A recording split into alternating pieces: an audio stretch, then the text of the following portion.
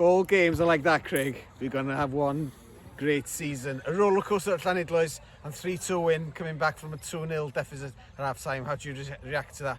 Oh, just ecstatic, isn't it, Dol? You know, made up for ourselves, for the supporters who travelled here today. You know, we've gone off to a fantastic start.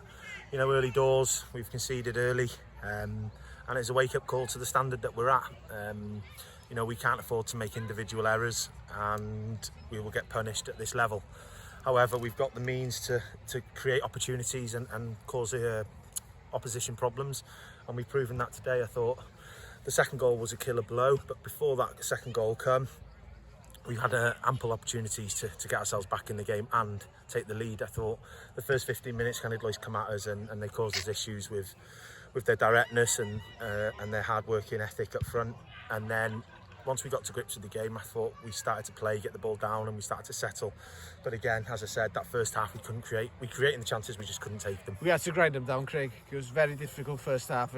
We had our chances, but they scored twice. That was the difference in the first half. Second half, totally different. Totally taking chances. We missed a couple, but to come away with 3 good second half goals, great achievement. Yeah, as I said, second half we had a chat at half time and we told them to keep going. They didn't do an awful lot wrong apart from those individual errors.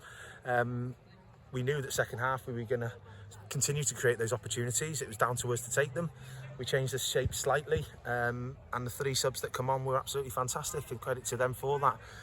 You know, it's a squad game. We come here today, I would have took a point if I'm being completely honest. We go away with all 3.